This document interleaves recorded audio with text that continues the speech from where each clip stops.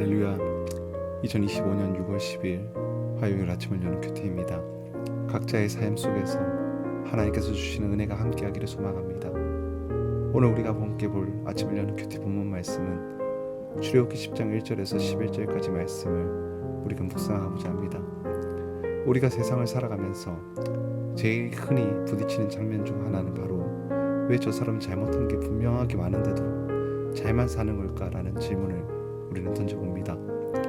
진실하고 정직하게 살아가는 사람이 손해를 보고 거짓과 이기심으로 사는 사람은 오히려 더 성공하는 듯 보일 때 마음 깊은 곳에서 이런 분노가 올라옵니다. 하나님, 왜 그냥 저 사람을 두고 오겠습니까? 지금 이 불의를 왜 참으시는 겁니까?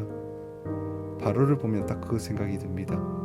이미 10가지 재앙 중 절반 이상을 겪었고 하나님의 손길이 얼마나 무서운지도 느꼈을 텐데 이 사람은 여전히 완악하고 뻔뻔하게 하나님을 대적하고 있습니다. 그런데요, 오늘 본문에서 하나님은 전혀 다른 각도로 말씀하고 계십니다.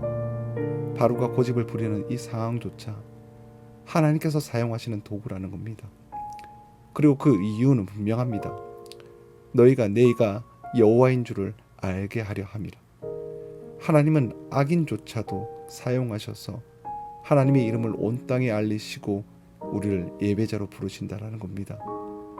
출애굽기 10장은 메뚜기 재앙 직전에 긴장감 속에서 시작이 됩니다.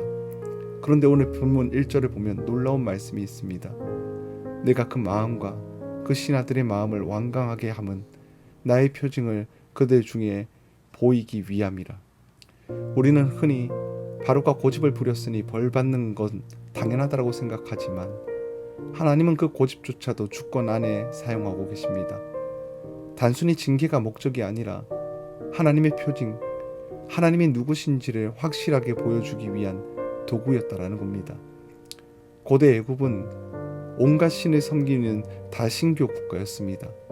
태양의 신, 날강의 신, 풍요의 신, 심지어는 바로 자신도 신으로 여겼습니다.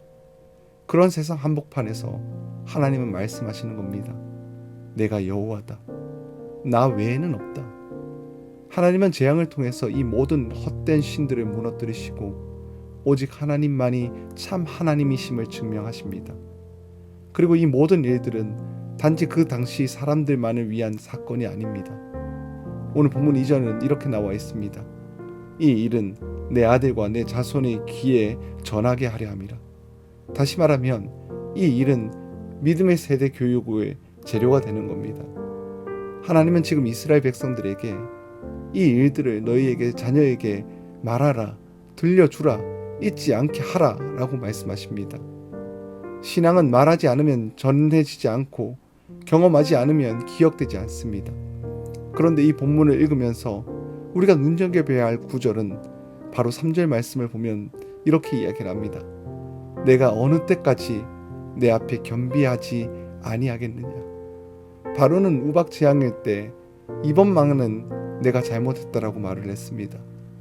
하지만 이번만이었고 그 다음은 마음이 굳건해졌습니다. 왜일까요? 아직 붙들고 있는 것이 있었기 때문입니다. 우박을 피한 밀과 볼이 남은 곡식 다시 회복할 수 있다는 자만심이 바로에게 있었던 것입니다. 하나님은 그 마지막 남은 것까지 치십니다. 때로는 우리가 붙들고 있는 마지막 끈이 하나님보다 더 크고 믿을 만한 존재가 되어 있기에 그것을 흔드시고 무너지게 하십니다. 오늘 우리는 이 말씀 앞에서 두 가지 질문을 던져보아야 합니다. 우리는 하나님 앞에서 정말 겸비하며 살아가고 있는지, 우리의 입술로는 하나님을 고백하지만 삶의 영역마다 내가 통제권을 쥐고 있는 부분들이 있지 않습니까? 하나님께 맡긴다라고 말을 하지만 여전히 내가 계산하고 결정하려고 하는 마음들이 있지는 않습니까? 그리고 말씀을 묵상하면서 나는 우리 자녀들에게 어떤 하나님을 전하고 있는지를 한번 생각해 보았습니다. 하나님은 출애굽 사건을 말하게 하라라고 이야기하십니다. 그러나 오늘 우리 자녀들에게 성경보다 세상 이야기를 더 많이 합니다. 말씀보다는 성적과 취업의 걱정과 기도보다는 입시와 정보와 비교 속에서 신앙의 대물림을 점점 사라지고 있습니다. 예배 또한 마찬가지입니다. 바로는 남자들만 가라, 짐을 두고 가라고 타협을 제안합니다. 오늘날로 말하면 주일만 하나님께 드려라는 것입니다. 삶은 내 마음대로 살아가도 된다라는 말과 같습니다. 하지만 하나님은 우리 전부를 원하십니다.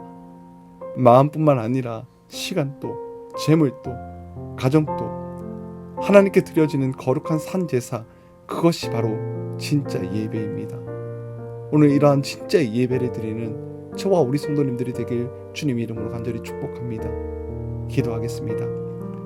사랑이 많으신 하나님, 바로의 완악함 속에서 오히려 하나님의 주권과 영광을 보게 하시니 감사합니다. 우리의 마음 속에서도 여전히 내려놓지 못하는 고집과 욕심이 있다면 오늘 주님 앞에 깨뜨려 주시옵소서. 우리의 자녀들에게, 우리의 다음 세대들에게 하나님이 어떤 분인지 삶으로, 말로, 예배로 전할 수 있는 믿음의 통로가 되게 하여 주시옵소서. 부분이 아닌 전부를 드리는 예배자가 되길 원합니다. 오늘도 우리의 전 삶을 통해 내가 여호와인 줄 너희가 알게 하라라는 이 말씀을 이루게 하여 주시옵소서. 감사드리며 우리 주 예수 그리스도의 이름으로 기도드리옵나이다. 아멘.